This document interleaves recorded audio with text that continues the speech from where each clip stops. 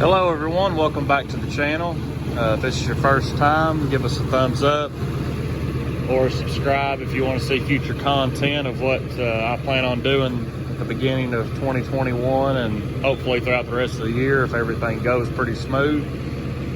But the video we're going to do today is an issue that I believe all 7.3 Power Strokes have. Is the factory OEM starter works good for normal temperatures, above freezing, everything like that. But once that temperature drops a little bit cold, oil gets a little bit thicker, pressure is a little bit harder to build.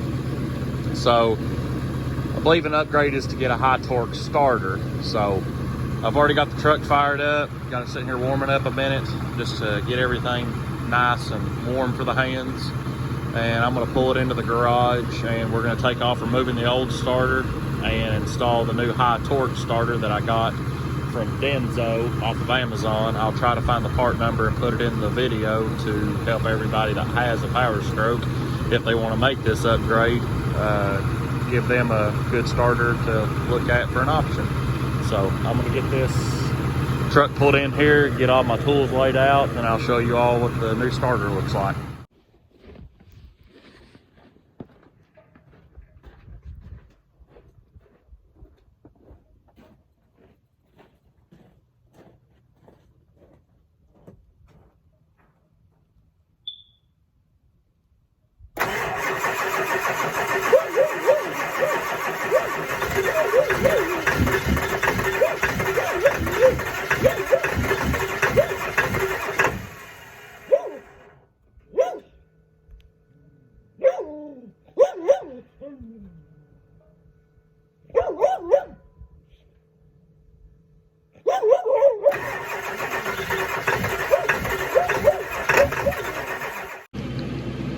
Okay, so what we have here is our new upgraded high torque starter. The only differences that I've seen so far since I've looked at mine and checked is on mine, I do believe it's just one main solid body. And the difference with this one is obviously your reduction gears and everything down through here. But on the stock starter, you have 3 mounting bolts, whereas on the Denso, you have only 2. Turn over here. Yeah, you only have these 2 right here, which that's not an issue from what I've seen and read up on those trucks. You just have to clock it in there the right way to where 2 of your mounting holes will line up, and it doesn't have any kind of structural problem using only 2 mounting bolts. But here's your main for your power, and then here's your ground, and everything looks just pretty basic bolt-on. The only problem I've heard with upgrading to this starter is it's very tight up in where the starter is going to be bolted to. I've heard and seen some people say you have to notch the cross member a little bit to give a little bit of clearance to the back end here of the starter. And then I've seen some people say it's pretty close and you don't have to do any modifications. So hopefully that's what we'll fall into the category of having no modification on this end. We won't have to notch the frame any, and we'll just have this bolt in and we'll be cranking a lot more and a lot easier during the cold winter times, and make it a little bit easier for the truck to get started, hopefully. So we'll crawl up under here and we'll get started. Hey guys, here is the side-by-side comparison of course, the old starter unit to the new one. You can see how much smaller this old body is compared to the new one, being gear reducted, and this one is not, just straight driven. You can see there's not too much of a difference, lengthwise to each of them. I just think where this body is just so much more round and massive compared to the old, that's just the clearance issue that everybody's talking about.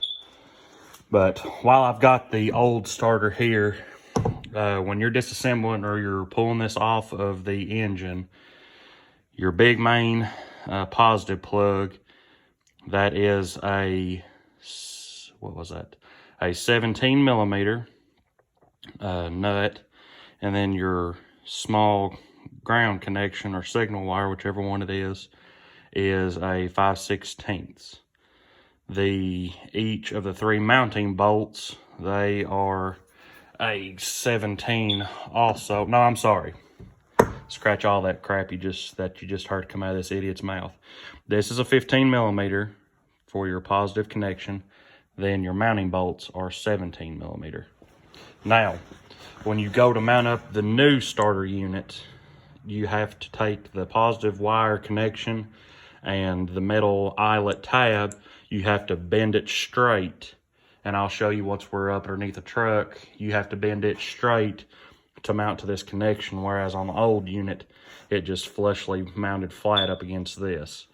And also, when you crawl up underneath there with this new style starter, you have a Phillips head screw rather than the 5/16 nut. So, all right, we're going to crawl up underneath here. And I would recommend also, when you're doing this, to put your cables on first. That way it's just ease of access, especially this one up here. Go ahead and mount these up first, then just slide the whole assembly up into the mounting spot where it goes. And so we'll get it thrown in there, and I'll get you all underneath the truck in a second. All right, everyone, to the best of the view ability that I can give, this is the area of where the starter will bolt up to.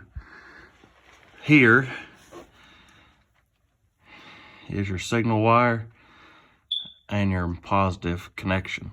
How it's bent like this, you have to fully straighten it to be able to mount to the new starter. So I'm going to get that hooked up, and then I'm going to install the starter up into the mount. Okay guys, for as good as I can do up underneath here, here is the starter all mounted up.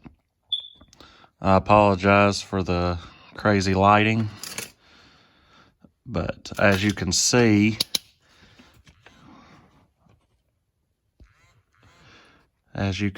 with my engine support right here, I have plenty of clearance right there. A lot more than I've seen the other people I've seen install this starter have.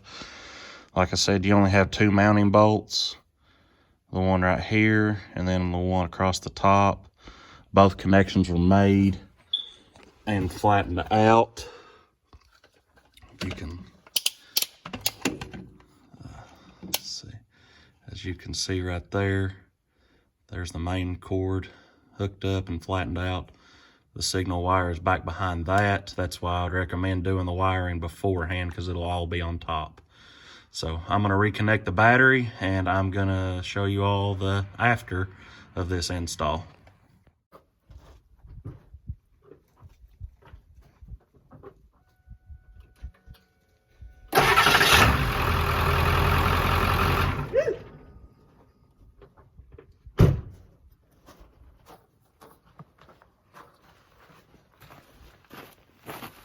Great success!